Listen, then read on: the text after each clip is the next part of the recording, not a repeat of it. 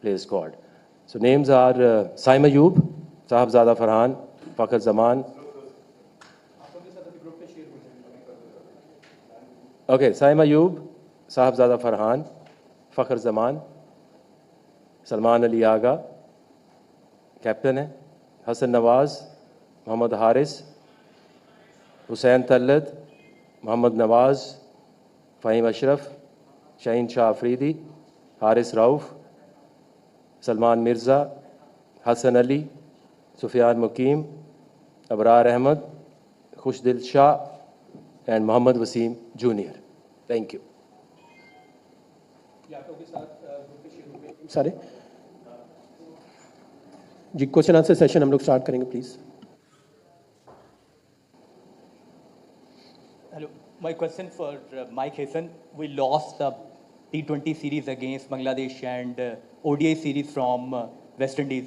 Bangladesh 10th ranking team in T20s and West Indies 9th ranked team in ODIs. Do you think this type of performance we will beat the top ranking team, especially in upcoming event Asia Cup and World Cup? Look, I'll answer your question from a T20 perspective. We've won 6 of our last 9 games. Of the 3 that we lost one off the last ball. We lost one by a handful of runs and we got one where we lost badly. So out of 8 games, we're in a position to win all 8 out of 9. So from a T20 perspective, this side is travelling quite nicely.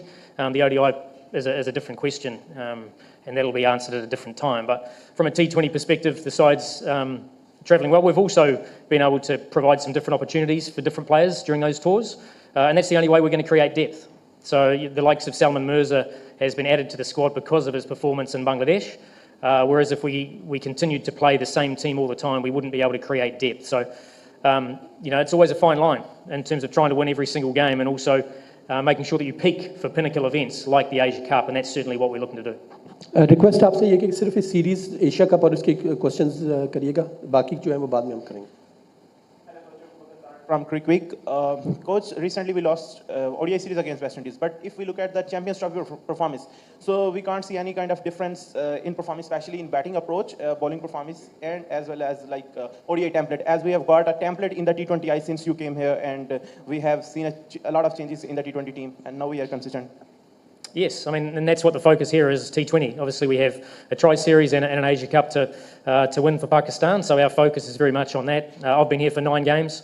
As I said, we've won 6 of those. 2 of the other 3 we've gone down to the last ball. So our T20 side is performing well. So we have to make sure we look at those in isolation.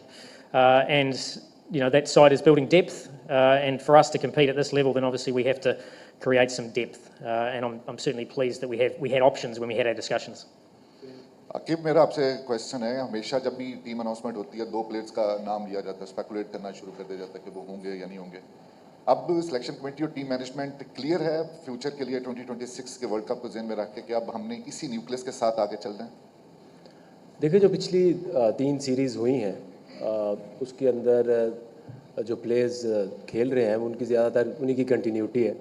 और आपकी कोशिश यही होती है कि आपने जिस तरह की एनवायरनमेंट है, जिस तरह की क्रिकेट होगी, उसमें जो प्लेयर्स फिट इन होते हैं उस तरह की आपने स्क्वाड बनानी है.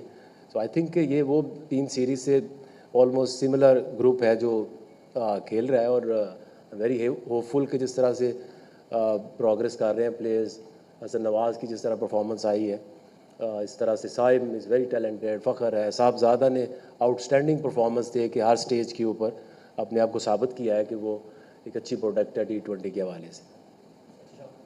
आगे भाई आपसे ये सवाल है कि क्या हम सिर्फ continuity for the sake of continuity ये टीम बना रहे हैं या आगे कंडीशंस आपने कहा कि बड़ी इंपॉर्टेंट होती हैं, और हम देखते हैं कि हमारे टॉप ऑर्डर में कोई भी जो है वो सीधे बल्ले से खेलने वाला नहीं है, जब टीम फंसती है तो एकदम से फंस जाती है. देखिए, उसमें अगर आपने T20 में सीधे बल्ले से खेलना है तो फिर आपको T20 तो खेलना नहीं चाहिए. बात यह है कि T20 में आपको ये देखना है कि आप जिस कंडीशन में खेल रहे हैं उसके मुताबिक आपकी जो बैटिंग लाइनअप है वो सूटेबल है या नहीं है. जिस तरह से साइम है, साइम अभी उसने कुछ 1 साल से उसकी परफॉर्मेंस अगर आप देखें तो ज़बरदस्त उसकी प्रोग्रेस चल रही है. Fakhar Zaman is your I think white ball में सबसे कंसिस्टेंट परफॉर्मर है. साहबज़ादा ने जिस तरह परफॉर्म किया है, 2 ही चीज़ें आपको एक बेहतर बैट्समैन बना सकती हैं. एक आपकी एवरेज रन स्कोर और दूसरा आपका स्ट्राइक रेट। तो ये दोनों चीज़ें अगर आप देखें तो साहबज़ादा से बेहतर ऑप्शन आपको क्या मिल सकती है जिस तरह वो परफॉर्म करके आया और परफॉर्म कर रहा है। फ़खर जमान के ऊपर हमें किसी को डाउट नहीं होना चाहिए। साइम अयूब जिस तरह से यंग प्लेयर आया है और उसने इम्पैक्ट डाला है, सो आई थिंक ये बहुत ज़बरदस्त ऑप्शंस हैं हमारी और इसी के ऊपर हम इनको बैक करेंगे। आकिब भाई, मेरा आपसे और माइक हेसन से क्वेश्चन है, what do you think about the Babar Azam recent performance, especially in ODI format? Do you think that Babar Azam is lacking confidence, and do you believe that he is only play for ODI format, or you think that he can be considered in future for T20 format as well? You want to answer? Yeah, look, I mean, I think it's very harsh to challenge a player on their form on 3 games. I mean, Bubba played nicely in the first ODI. Missed out in the next 2, but we know what a fine player he is. There's no doubt that Bubba's been asked to improve in some areas around, taking on spin and in terms of his strike rate. Those are things that I know he's working very hard on, but at the moment, the players that we have performed exceptionally well. I mean, we talked about Sabzada Farhan. He's played 6 games, he's had 3 man of the matches. So you want players, when they score runs, they have a huge impact on the outcome of the game in a positive way, and that's certainly what we ask. Syme's the same, Fucker's the same. So you're talking about 3 guys that, deserve to be there. And that's, but yeah, certainly, a player like a player like Bubba has an opportunity to play in the BBL and start to show that he's improving in those areas in T20s. And he's too good a player for us not to consider. Hello, Mike. This is Ramesh Hussain from Park Passion. Just want to know, you have been the part of the tour of Bangladesh and the West Indies series. What are the things that you have seen our team is lacking in the batting order? And secondly, my question regarding Hassan Ali's selection. Why is he's not considered for these Asia Cup and Tri-Series? Who did you say, Hassan? Hassan Ali. Hassan Ali is in the squad. But about Pakistan performance in the batting, what do you think we are lacking? Look, I think, we were challenged with 3 different surfaces, weren't we? I mean, in Lahore, those surfaces were flat and the batting excelled. We went to Bangladesh where they were incredibly challenging and low-scoring games.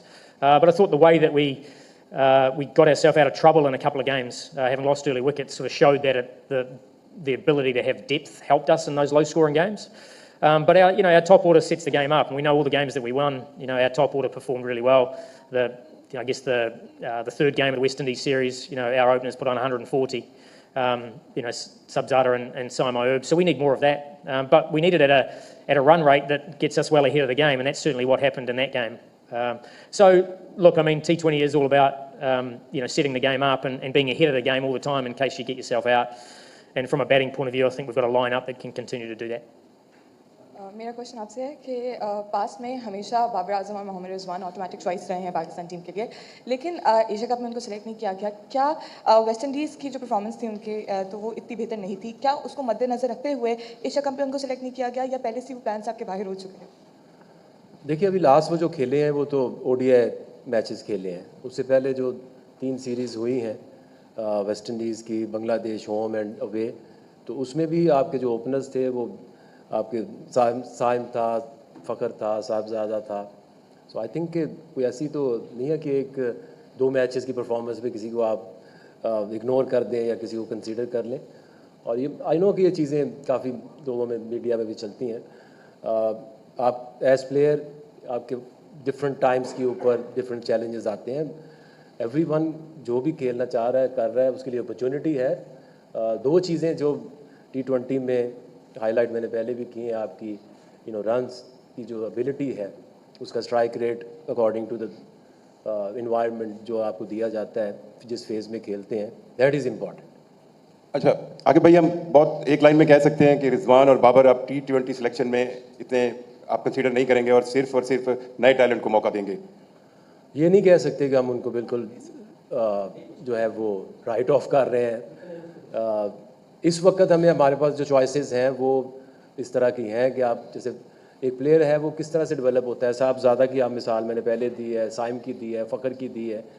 तो ये किसी के लिए भी अगर आप देखें तो साहबज़ादा ने भी एक कम बैक किया है क्रिकेट में, पाकिस्तानी टीम में।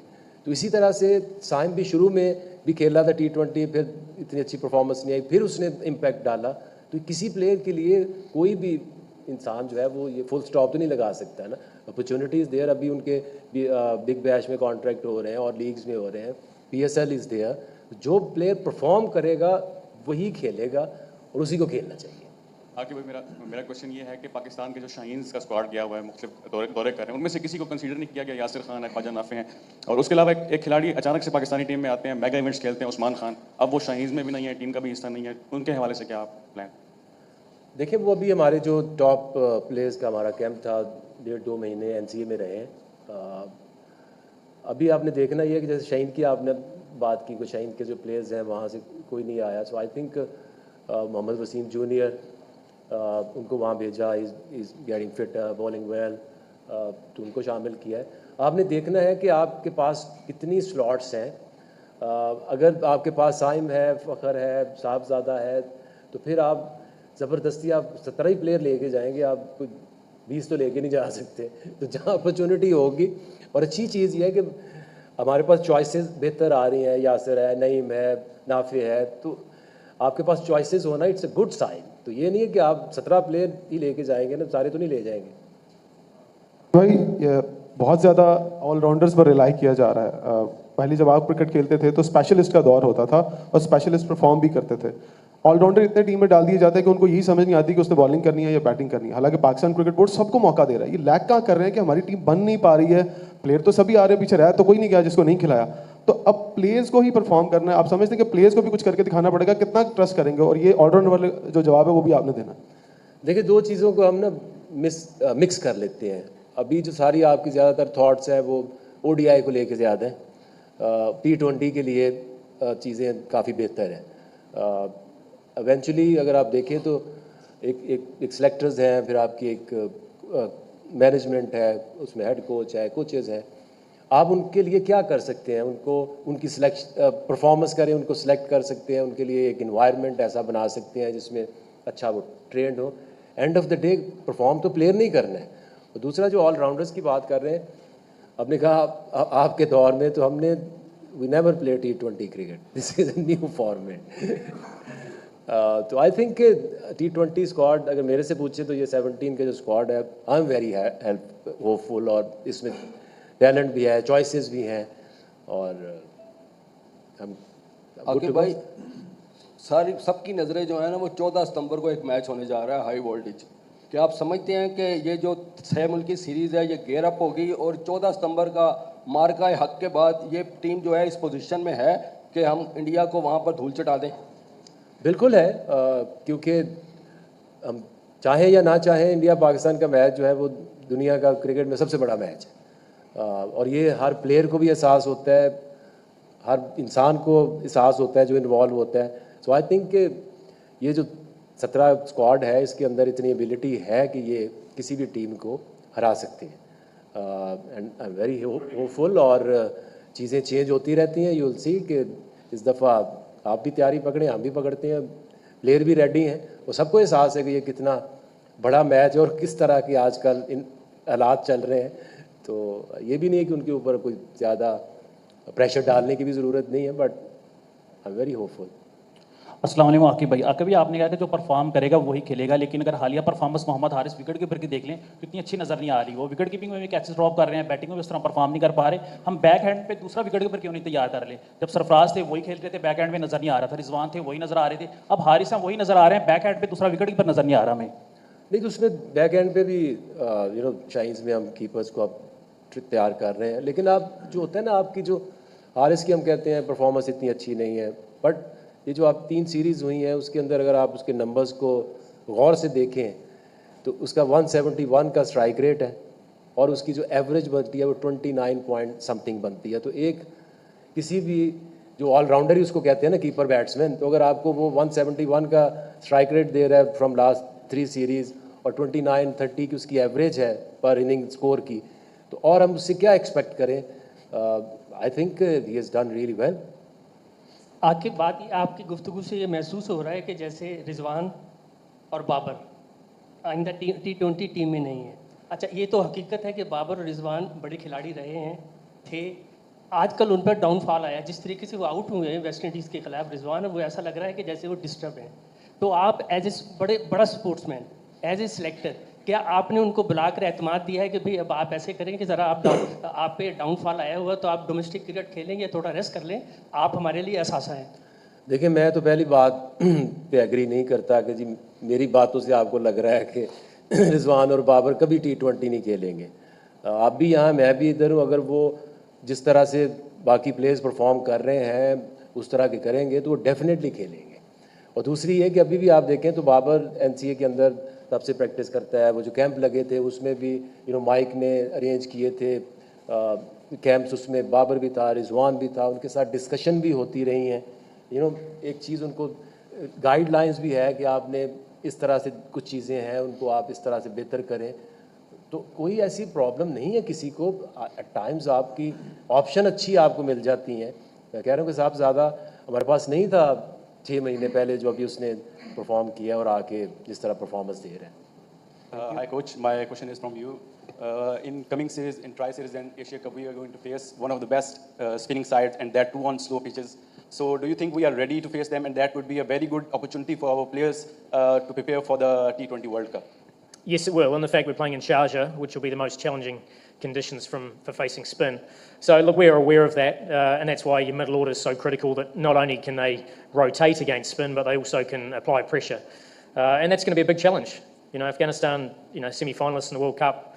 They are a top side, let alone when you play them in Sharjah. So we're certainly not taking any of those games lightly. But in terms of preparation for the Asia Cup, we couldn't wish for anything better.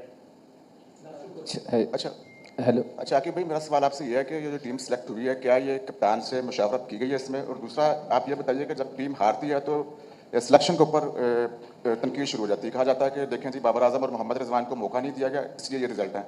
तो क्या आप समझते नहीं हैं कि उनको tri nation series के अंदर एक मौका दे दिया जाता है? अगर अच्छा परफॉर्म करते हैं तो उनको आगे एशिया कप में मौका दिया जाता है, अगर ना करते हो तो उनको एशिया कप से ड्रॉप कर दिया जाता है। तो इसका क्रिटिसाइज जो होता है आपके ऊपर, इसका कोई प्रेशर तो नहीं होता आपको? देखिए, आपने कहा कि जी कप्तान से पूछा, डेफिनेटली हम कोई ऐसी टीम नहीं बनाते जिसमें कप्तान से नहीं पूछते। End of the day he is the main guy जिसने अंदर जाके टीम को लड़ाना होता है। तो कोच हैं, कप्तान है, हमारी सिलेक्शन टीम है, सब मिल के। और कोशिश हमारी क्या है कि एक बेहतर जो भी अवेलेबल रिसोर्सेज है उसमें से बेस्ट टीम बनाई जाए। दूसरा सवाल, आई डोंट नो वो आप मेरे क्रिटिसिज्म की बात कर रहे हैं या बाबर और रिजवान के चांसेस की बात कर रहे हैं। आई थिंक क्रिटिसिज्म की, देखिए आपको जिस तरह की आप जॉब करते हैं उस तरह की क्रिटिसिज्म भी आती है। तो क्रिटिसिज्म तो होना चाहिए। अगर आप जो बात करते हैं ना कि दुनिया का इस वक्त सबसे बड़ा क्रिकेट में कौन सा मैच होता है, वो होता है पाकिस्तान एंड इंडिया। वो क्यों अच्छा है कि हर बंदा उसमें इंटरेस्ट लेता है, प्लेयर्स खेलते हैं, प्रेशर आता है, उनको पता है अच्छा किया तो बहुत ज़्यादा अप्रिशिएट होंगे, अगर बुरा किया तो बहुत ज़्यादा क्रिटिसाइज़ होंगे। तो हमारी भी जॉब ऐसी है, आप मीडिया से हैं, आपने अपना काम करना है, हम एज प्रोफेशनल अपना काम करना है। मुझे कभी ऐसा भी नहीं आपने सुना होगा कि मुझे कोई प्रॉब्लम है किसी के क्रिटिसिज्म से। आपका हक है और आपको करना चाहिए।